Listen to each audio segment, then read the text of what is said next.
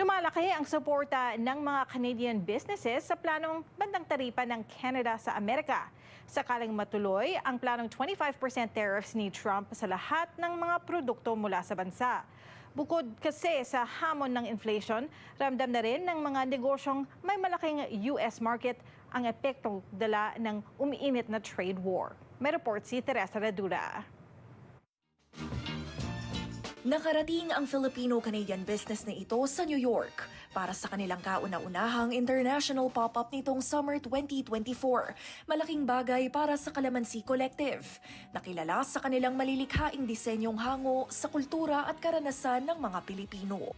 As some of you might not know, we are actually based here in Toronto, Canada. Pero tulad ng libo-libong negosyo sa Canada, ramdam nila ang epekto ng bantang taripa ni US President Donald Trump. We just don't know what's going to happen. And so we're all on our feet. We don't know what we're going to do. As of now, we're just going with the flow. We're staying with what we have planned.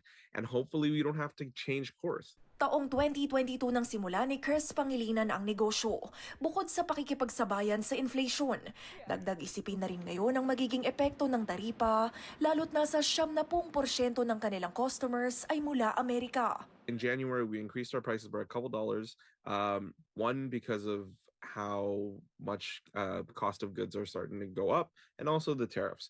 So a lot of our customers barely felt it, but it's there. We had no choice but to increase the prices because we won't be able to fund this company and continue to do the work that we do.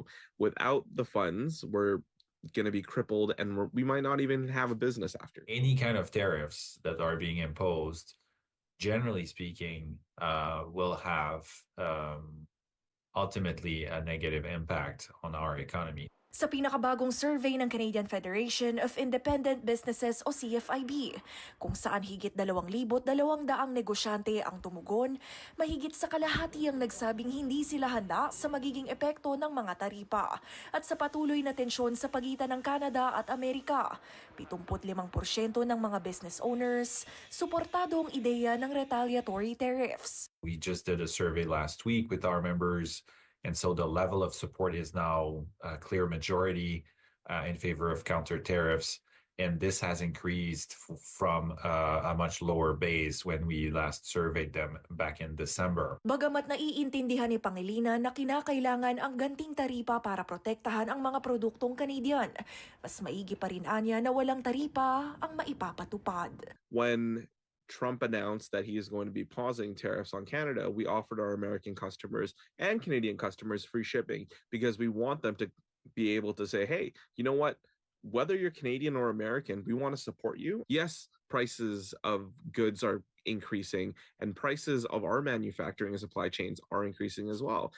But we're not trying to put that on the customer. Sa CFIB survey, umaasa rin ang maraming negosyo na maglalaan ng suporta ang gobyerno sakaling ipataw ang mga taripa, kabilang ang tax reductions, mga programang buy local at direktang financial assistance. Whether you're in the US or in Canada, we want you to have access to our products, and we're going to make sure that we get them in your hands. Teresa Redula, Omni News, Toronto.